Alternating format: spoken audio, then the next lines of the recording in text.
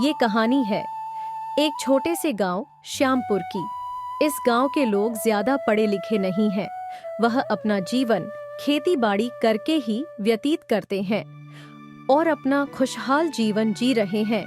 एक दिन गांव में एक अजीब घटना घटित होती है। क्या हुआ भरत? इतना परेशान क्यों है? कोई परेशानी है तो मुझे बताओ, शायद मैं तुम्हारी मदद कर सकूं। बताओ, घर में सब ठीक है ना? तुम्हारी पत्नी बच्चे सब ठीक तो है? काका, आप तो जानते हैं अपने गांव में खेतों में इतनी मेहनत करने के बाद भी फसल अच्छी नहीं आती। घर के खर्चे, बच्चे, पढ़ाई, ये सब मुश्किल हो रहा है। क्या करूं समझ नहीं आता।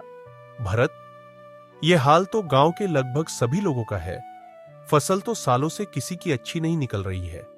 कहने को तो हम सब किसान हैं, हमारे पास जमीन भी अच्छी खासी है, लेकिन उसमें घर का गुजारा भी मुश्किल लग रहा है। अच्छा भरत, शाम को मिलते हैं। भरत अपने घर की चिंता करते करते जंगल की ओर निकल जाता है। रास्ते में चलते हुए वह काफी थक जाता है और एक पेड़ के नीचे आराम करने लगता है। तभी भरत के मन में विचार आता है कि गांव में बारिश आ जाए, सबकी फसलें अच्छी आए और गांव में खुशहाली आ जाए। तभी पेड़ से एक आवाज आती है। भारत, तुम सबके बारे में सोचते हो तो तुम्हारा तो अच्छा होगा ही बेटा। क्या परेशानी है? बताओ, मैं तुम्हारे लिए क्या कर सकता हूँ। पेड़ जी, मुझे सिर्फ खुद के लिए कुछ नहीं चाहिए, बस मेरा पूरा गांव खुश रहे और मेरे परिवार में सभी सुखी रहे, यही चाहता हूं मैं। क्या आप ऐसा कर सकते हो जिससे सब ठीक हो जाए? काफी समय से गांव में बारिश नहीं हुई है, इसलिए फसल अच्छी नहीं निकलती है, जिससे गांव के सभी लोग बहुत दुखी रहते हैं। हाँ बिल्कुल, तुमने मेरी छाया में आकर गांव की भलाई के बारे में सोचा है। तुम्हारी मनोकामना जरूर पूरी होगी। तुम्हारे गांव में बारिश भी होगी, जिससे तुम्हारा गांव फिर से हरा भरा हो जाएगा। तुम चिंता मत करो भरत बेटा, अब तुम जाओ, सब ठीक हो जाएगा। भरत पेड़ की सारी बातें सुनकर बहुत खुश होता है और अपने घर चला जाता है। वो घर जाकर बहुत खुश था। भरत के मन में आशा थी, शायद जल्द ही सब ठीक हो जाए। अगली सुबह गांव में जोरों की बारिश होने लगी। भरत देखता है कि चारों तरफ खुशहाली सा महसूस हो रहा है। गांव में भी सभी खुश हैं। भरत को पेड़ पर विश्वास हुआ कि पेड़ बहुत चमत्कारी है, उसमें जादुई शक्तियां हैं। पेड़ जी, आपका लाख लाख धन्यवाद। आपकी ही वजह से हमारे गांव में सालों बाद अच्छी बारिश हुई है। गांव में सभी खुश है और सभी को खुश देखकर मैं भी बहुत खुश हूं। अच्छा, आप मुझे बताओ, मैं आपके कोई काम आ सकता हूं क्या? तुम खुश हो भरत, मेरे लिए यही काफी है। लेकिन फिर भी मेरे लिए कुछ करना चाहते हो तो मेरे ये फल ले जाओ और बाजार में बेच दो, और उससे जो कमाई होगी वो सब गांव की भलाई में लगाओ। मैं बस यही चाहता हूँ। और तुम अपने मन में कभी भी लालच मत लाना, वरना ये सब फिर से पहले जैसा हो जाएगा और फिर मैं तुम्हारी कोई मदद नहीं कर पाऊंगा। भरत पेड़ की बात मानकर अपने घर चला जाता है और अगले दिन से हर रोज पेड़ से फल को तोड़कर बाजार जाकर बेच दिया करता है। उससे जो पैसे मिलते हैं वो पैसा कभी गांव की गौ सेवा में लगता है या गांव में जो भी परेशानी आती है उसमें गांव वालों की मदद करता है। एक दिन भरत की पत्नी कहती है, सुनिए जी, आप रोज रोज इतनी मेहनत करके फल जंगल से तोड़कर लाते हो और बाजार में बेच आते हो, पर इस सब से हमेशा क्या फायदा? हमारे लिए तो हम कुछ कर ही नहीं रहे हैं। सारा पैसा गांव वालों को ही दे देते हो। कभी अपने लिए भी कुछ सोचो। क्या आपका अपने बच्चे की फिक्र नहीं है? उसके लिए भी तो कुछ बचाओ। गांव भी तो हमारा ही है, और अगर हम गांव की भलाई करेंगे तो हमारी भी भलाई हो ही रही है ना। अगर गांव के स्कूल में मदद देंगे तो हमारे गांव के सारे बच्चे उस स्कूल में पढ़ेंगे, और हर तरह से गांव के सुख में मुझे भी सुख ही मिलता है। और तुम ये बेकार की बातें अब मेरे सामने नहीं करो तो ही अच्छा है। मैं हमारे और गांव की भलाई के लिए ही ये सब कर रहा हूँ। भरत की पत्नी की बातों का असर भरत पर बिल्कुल भी नहीं पड़ा। वो रोज की तरह जंगल जाता है और उन फलों से जो पैसे मिलते तो गांव की भलाई में लगा देता कुछ दिनों तक सब ऐसे ही चलता रहा। फिर एक दिन भरत की पत्नी के दिमाग में ख्याल आया कि क्यों न मैं ही भरत से छुपकर पैसे बचाने लगूं। आज कल पता नहीं क्या हो रहा है।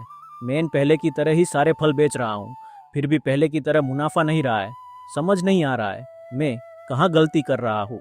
अरे ऐसा कुछ नहीं है, आप फल का व्यापार करते हैं और व्यापार में मुनाफा नुकसान तो चलता ही रहता है। इसमें इतना चिंता करने की बात नहीं है। आप फालतू ही परेशान हो रहे हैं। व्यापार में ये सब होना आम बात है। धीरे धीरे सब ठीक हो जाएगा, आप परेशान मत होइए। अगले दिन फिर भरत रोज की तरह पेड़ से फल लेने जाता है, पर वो क्या देखता है कि आज फल है ही नहीं। पेड़ पर एक भी फल नहीं लगा। भरत हैरानी से पेड़ की तरफ देखता है और सोचता है कि ये क्या हो गया। फिर भरत पेड़ से बोलता है, पेड़ जी क्या हुआ, मुझसे कोई गलती हो गई है क्या, या फिर आज कोई फल दिया ही नहीं आपने? और पिछले कुछ दिनों से मुझे फलों में ज्यादा कोई फायदा भी नहीं हो रहा है। क्या हुआ पेड़ जी बताइए, क्या आप मुझसे नाराज हो? तुमने गलत काम किया है। तुमने मेरे फलों से जो धन आया उसे चुराकर अपने घर में रख लिया है। ये तुमने ठीक नहीं किया। मैंने तुम्हें पहले ही समझाया था कि तुम अपने मन में कोई लालच मत लाना। फिर पैसे चुराकर तुम्हारे घर में क्यों रखे जा रहे हैं? ये तो गलत बात है, इसलिए अब तुम्हें कोई फल नहीं मिलेगा। और तुम कभी यहां मत आना। तुम सब मनुष्य लालची होते हो, बस कुछ दिन ही ईमानदार रहते हो, फिर सबके मन में लालच आ ही जाता है। एक बार और ऐसा हो चुका है और अब फिर तुमने वही किया। अब फिर से गांव में सब परेशान दुखी रहेंगे। बिल्कुल अच्छा नहीं होगा। भरत बहुत दुखी मन से वहां से चला जाता है। अब भरत को एक बात बहुत परेशान की रही थी कि उसने तो कोई गलती नहीं कि फिर पेड़ देवता ऐसा क्यों बोल रहे थे कि मैंने अपने घर में फलों से कमाया धन रखा है। वो अपने घर जाकर अपनी पत्नी से पूछता है, मैंने तो आज एक भी फल नहीं बेचा, नहीं मेरे पास कोई पैसा नहीं है। अब तुम क्या छुपाओगी? अब पेड़ हमें कोई पैसा नहीं देगा, कोई फल नहीं देगा। अब हम दूसरों की क्या खुद की मदद नहीं कर सकते। तुमने ये अच्छा नहीं किया। मुझे माफ कर दीजिए, मुझे नहीं पता था कि मेरा लालच हम पर इतना भारी पड़ेगा। मैंने सोचा थोड़ा पैसा अपने भविष्य के लिए बचा कर रख लूं, लेकिन इतना बड़ा अनर्थ हो जाएगा ये तो मैंने सोचा ही नहीं था। गांव में फिर से सूखा पड़ने लगता है। गांव वाले फिर दुखी रहने लगते हैं। ये सब देख गांव के कुछ लोग और जो भरत से बात करने आते हैं। भरत क्या बात है, पहले तो सब ठीक चल रहा था।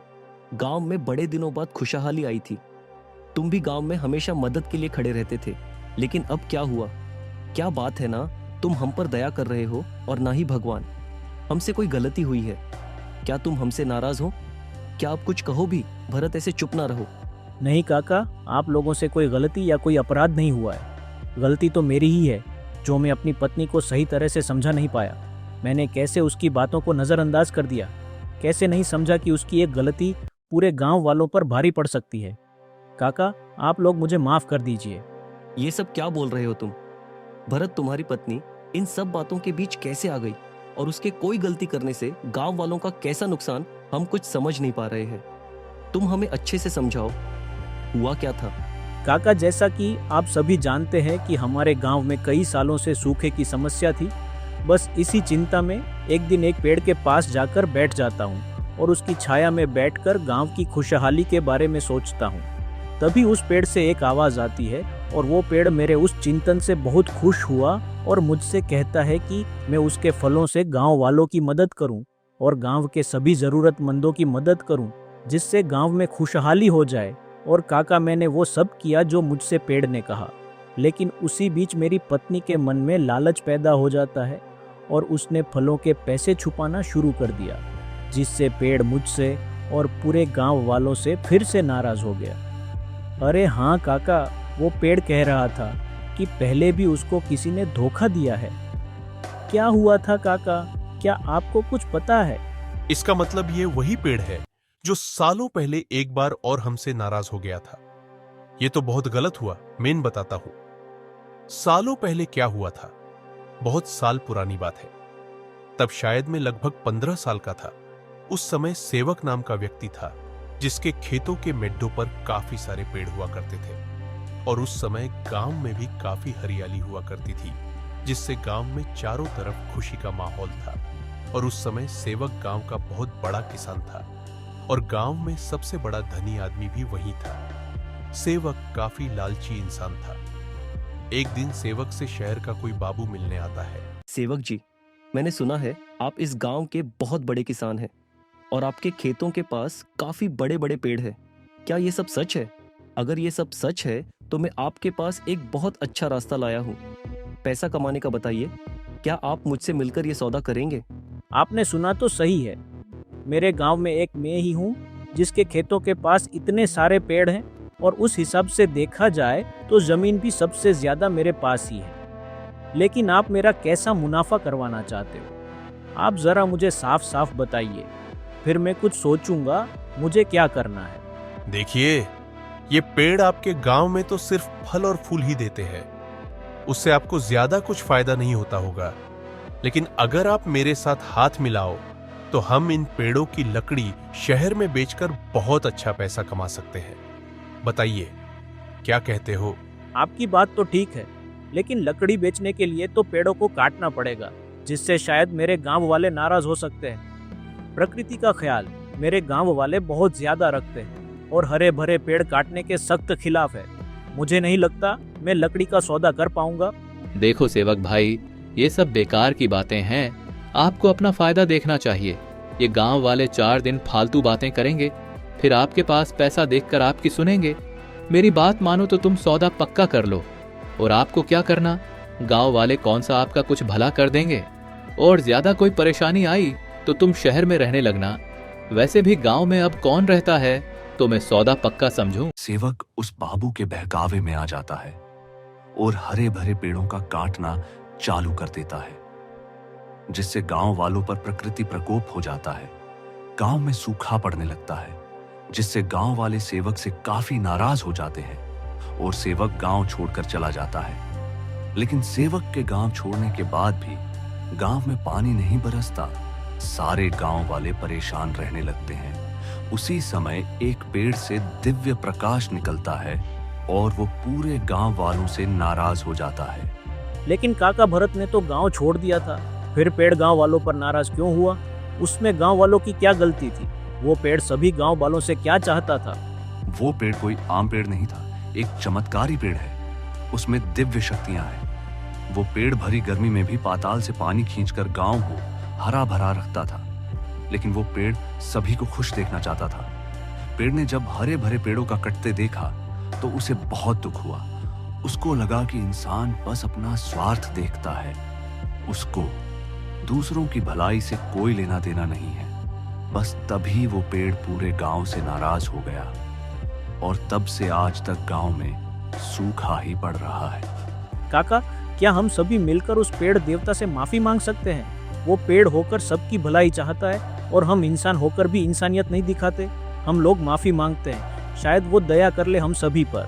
हाँ भरत, चलो हम सभी मिलकर उस दयालु पेड़ से माफी मांगते हैं। शायद वो हम पर दया कर ले और फिर से गांव में हरियाली आ जाए, फिर से खुशहाली हो जाए और तुम अपनी पत्नी को भी साथ ले चलना। उसने ही गलती की है, शायद उसके माफी मांगने से सब ठीक हो जाए। हम सभी कल सुबह उस पेड़ देवता से माफी मांगने जा रहे हैं। तुम भी हमारे साथ चलो। गांव के काफी लोग मेरे साथ जाएंगे। तुम भी चलना और तुम भी माफी मांग लेना। चलोगी ना तुम? हाँ, बिल्कुल चलूंगी। मेरे ही लालच की वजह से गांव में इतनी बड़ी मुसीबत आई है और मैं ही अपने पापों का प्रायश्चित करूंगी। हम सभी मिलकर उस पेड़ से माफी मांग लेंगे। अगली सुबह सभी गांव वाले पेड़ के पास पहुंच जाते हैं। भरत की पत्नी भी पेड़ से माफी मांगती है। पेड़ देवता, हमें माफ कर दीजिए। हम सभी आपसे माफी मांगने आए हैं। पेड़ देवता, मुझे नहीं पता था कि मेरी पत्नी का लालच हम सभी गांव वालों के लिए इतनी बड़ी मुसीबत बना देगा। पेड़ देवता, आप तो महान हैं, दूसरों का भला चाहते हो और मैं सिर्फ अपने लिए ही सोच रही थी। लालच आ गया था मुझ में। मुझे माफ कर दो पेड़ देवता। हम सभी गांव वाले आपसे वादा करते हैं, हम अब गांव में ऐसा कुछ नहीं होने देंगे जिससे प्रकृति का नुकसान हो। एक बस हमें माफ कर दीजिए। तुम लोगों पर पहले भी विश्वास किया था, लेकिन तुम इंसान कुछ दिन भी अपनी इंसानियत को जिंदा नहीं रख पाते, बस अपना मतलब ही देखते रहते हैं और पाप पर पाप किए जाते हो। कभी प्रकृति माँ के विषय में सोचने की तुम लोगों को फुर्सत ही कहाँ, बस मनमाना आचरण अपनाते रहते हैं। पहले तुम सब मुझसे वादा करो, कभी ऐसा कुछ नहीं करोगे जिससे प्रकृति को नुकसान हो। इसका जिम्मा कौन लेगा?